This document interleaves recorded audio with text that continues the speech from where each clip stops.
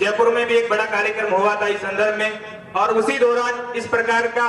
एक आंसर आया उदयपुर वाटी में भी इस प्रकार का कार्यक्रम होना चाहिए। जैसा कि आप लोगों के निर्देशानुसार ये अकेला मोतीलाल का कोई विचार नहीं था, आप लोगों से सबसे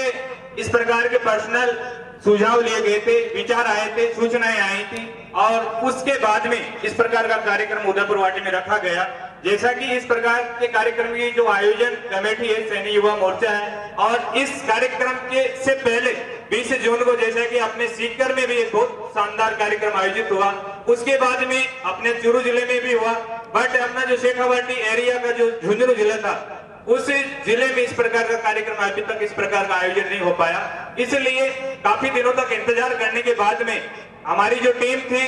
उन्होंने विचार किया, चेयरमैन साहब जो कि नगर पालिका के चेयरमैन है, आज किसी भी कार्यक्रम को सफल करने के लिए आप सब लोग जानते हैं इस प्रकार की बात को कि एक कार्यक्रम को एक असली अंजाम तक, एक नई ऊंचाई तक पहुंचाने के लिए एक उनका प्रोटेक्शन होना जरूरी है। और कार्यक्रम के जो मुख्य एजेंडे आप लोगों ने देखे हैं, एक सामाजिक जागृति और शैक्षणिक की जो अपनी जो दशा और दिशा है उस पे चिंतन, उसके साथ में जो 3 मुख्य बिंदु हैं, हमारी जो राजस्थान में जो संख्या के अनुपात में हमारा जो एक आरक्षण अलग से वर्गीकृत किया जाए, उसके साथ ही में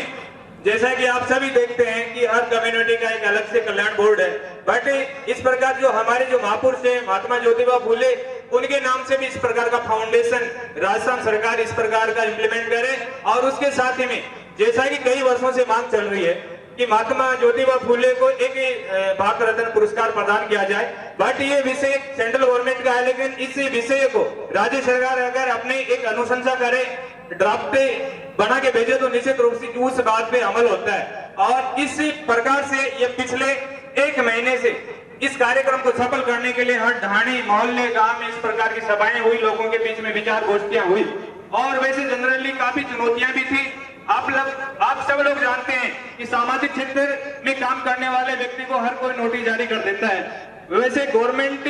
सर्वेंट होता है, उनको उनका विभाग है, सरकार है, वो नोटिस जारी करता है, लेकिन ये एक ऐसा रास्ता है, कांटू भरा रास्ता है, इसमें चलना एक छोटा सा काम नहीं है, क्योंकि बहुत कुछ बातें सुनने को मिलती है। और इस समाज में एक बड़े से लेके बहुत अच्छे भले मानस से लेके और नीचे तक जो निम्न स्तर के सब लोग रहते हैं, बट इस क्षेत्र में काम करने के लिए सब लोगों की सुननी पड़ेगी। और जैसा कि सब लोग इस प्रकार के कार्यक्रम को सफल बनाने के लिए अपना सपोर्ट नहीं करते हैं, लेकिन अधिकांश 90% इस कार्यक्रम को सफल बनाने में अपनी शानदार भूमिका अदा की है, आर्थिक रूप से और सामाजिक रूप से, और एक जो एक प्रोत्साहन मिलता है विचारों के माध्यम से, तो बड़ी ताकत आती है। और उसी संदर्भ में हमारे साथ में जैसा कि ये गणपति मैरिज गार्डन के जो संयोजक है सावरमल जी, गणेश जी सैनी, उन्होंने इस कार्यक्रम के आयोजन के लिए ये जो परिसर है वो बिल्कुल निःशुल्क मुहैया करवाया, तो मैं उनका भी शानदार बहुत साधुवाद व्यक्त करना चाहूंगा। और